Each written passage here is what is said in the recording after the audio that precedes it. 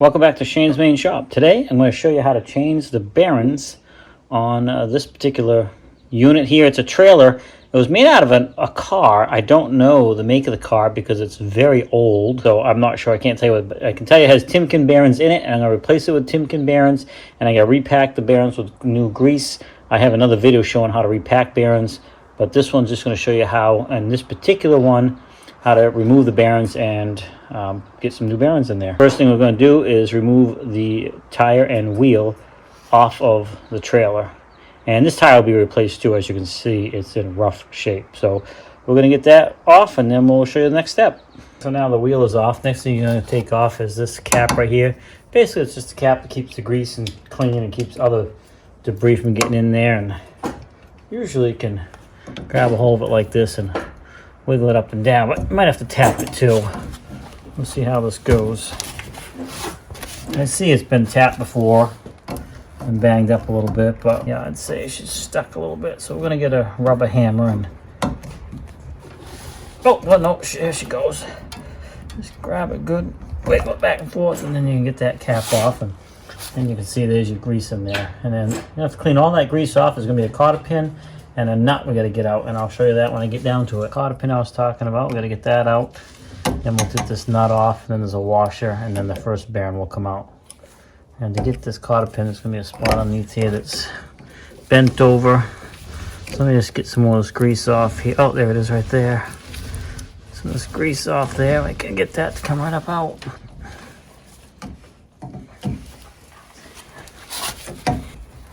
Okay. Cotter pin's out. All right, and in my case, this is 1 1/16. It shouldn't be too tight. Yeah, the cotter pin does most of the holding.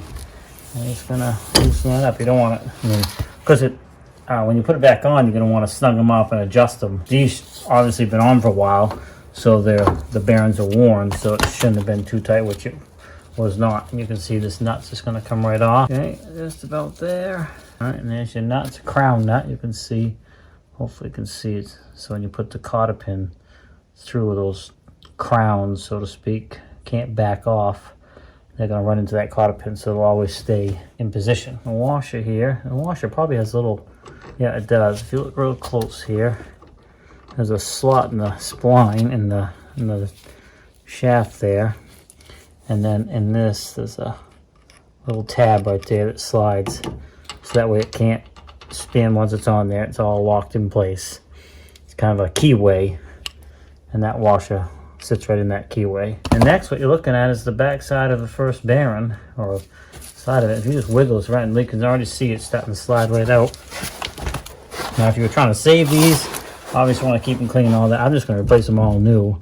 There's a bearing on this side, and then there'll be a bearing on the back side, and I'll show you that in a minute here. But just show you, if you just gently wiggle this around, now you can see there's your first set of bearings right there. Actually, it's not that worn. It's probably been replaced, but I'm going to go ahead and put new ones anyways. And then that bearing rides up against this cone-shaped spot right here, so you want to make sure that's all good and clean. When you put this back together, you're going to clean all these surfaces and make sure there's no debris or anything, because that will destroy your bearings.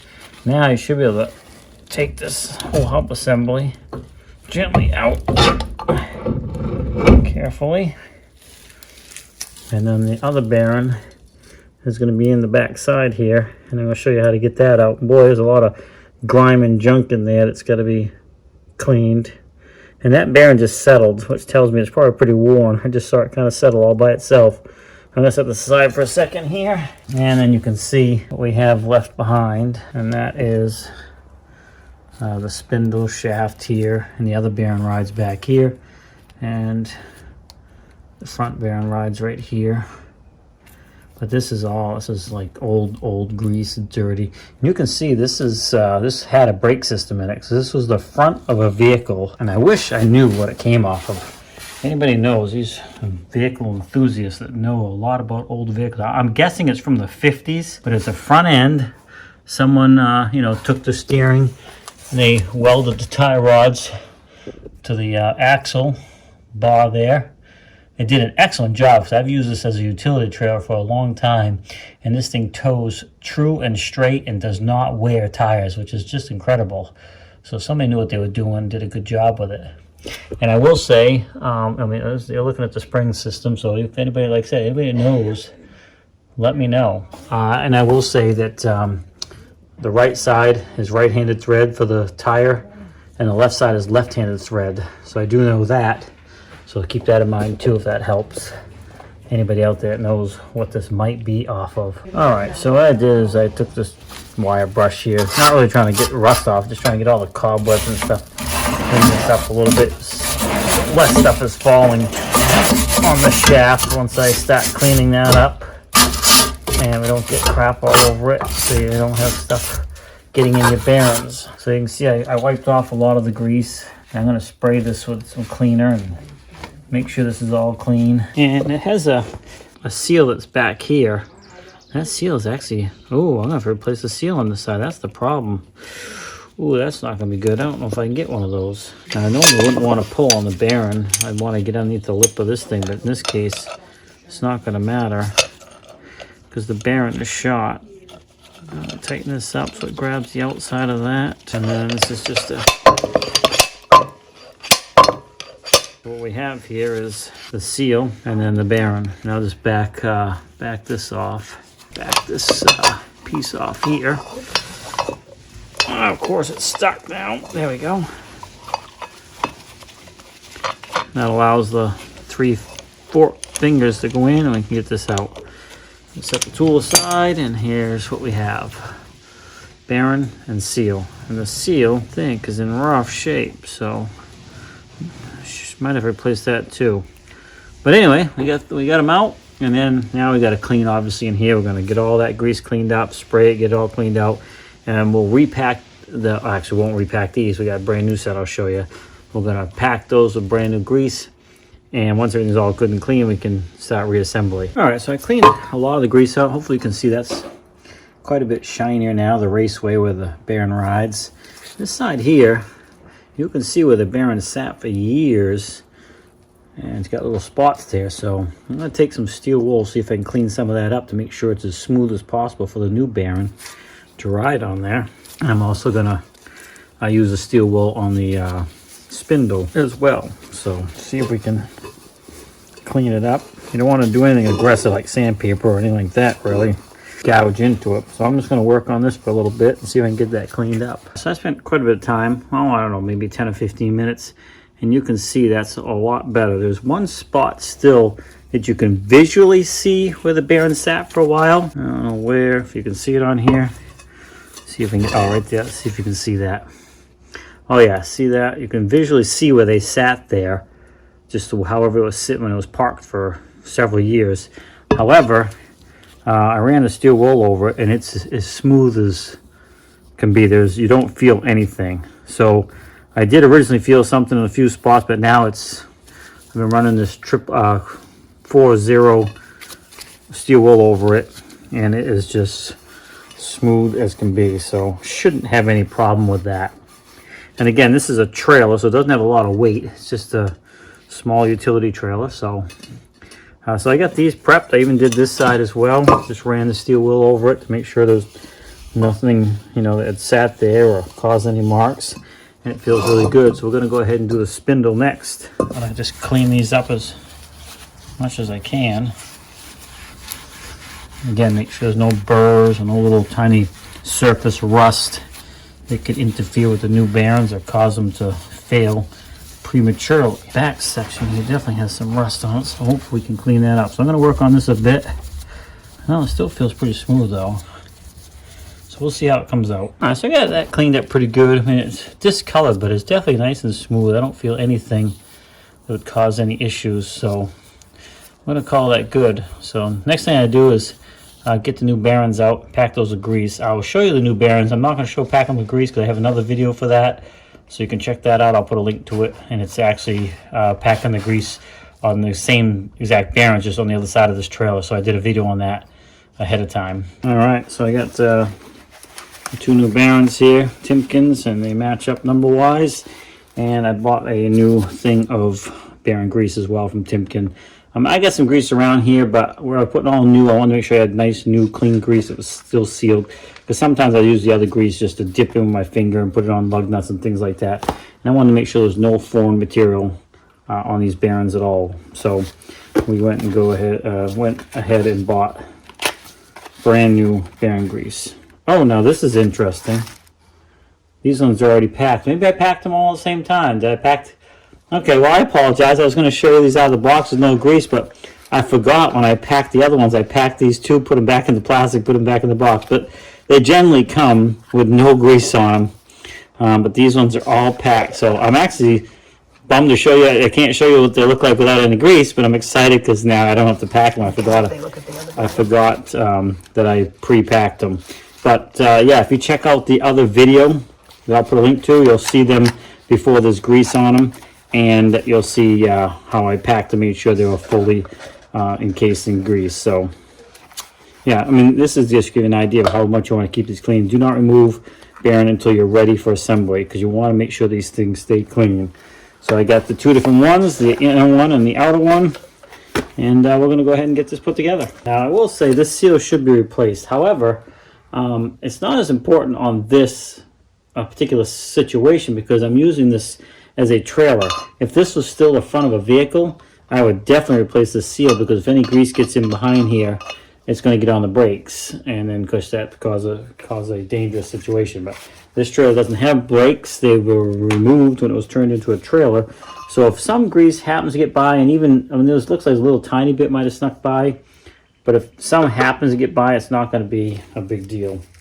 And maybe down the road I'll replace it, but I don't have one with me and I want to get it back together. So here's the new bearing that I had pre-packed with grease that I forgot about, and that's just going to sit right in there on that raceway like so. And then here's my seal plus bearing retainer. All right, what I got here is just a block of wood, so I can tap that down in the level. I'm going to set that on there and then tap on the top part of the wood.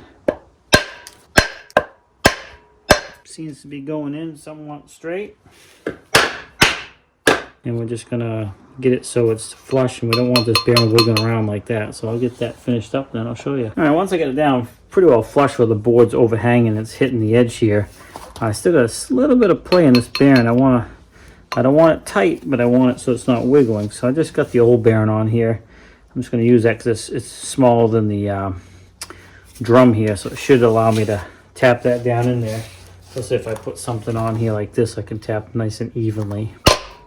That seal might have bottomed out, though. It might be where it's going to be. Oh, that's pretty good right there. We're going to call that good. That still spins freely, as you can see. Hopefully you can see. The bearing inside this spins nice and free. And we're going to go ahead and get ready to put this back onto the spindle. But before I do that, I am going to add some grease to the spindle. All right, so I added a good layer of grease to the spindle here. So that's all nice and protected from moisture, as well as plenty of grease for the bearings to spin on. And we're going to go ahead and take the drum and slide it up on here.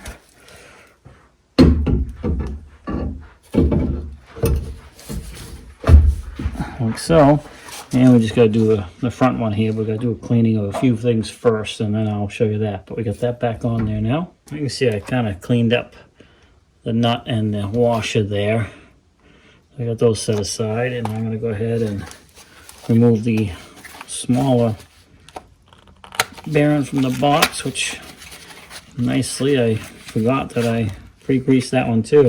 I remember now, these bags were sealed when they came, and they're not sealed now because I just ripped them open, and after I greased the bearing, I dropped them back in. So I'm going to go ahead and pull this one out, and this one goes in like so.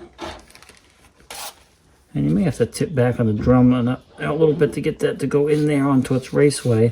Now, if I hold that with my fingers right there, you can see I can spin this, and it just spins nice. So that's great. All right, now, next thing is that washer. If you remember correctly, you can see that little tab really easy now, I think. There it is. That lines up with that groove on the spindle. Then we have the crown nut right here.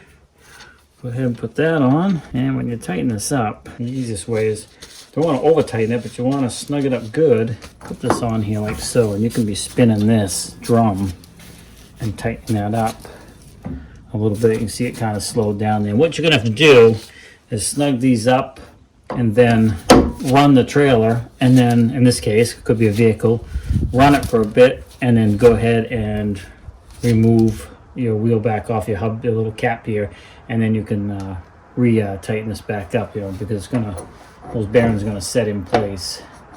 I'm gonna back it off a little bit so I can get to where the cotter pin goes, which is right there, and I have no play out in or out this way, no rocking play, which you would notice if you have a bad bearing, and it spins nicely. So that's really good. The only thing I gotta do now is get a cotter pin back in there. All right, I got the cotter pin. I was gonna get a new cotter pin, but I was able to get this one straightened out, no problem at all.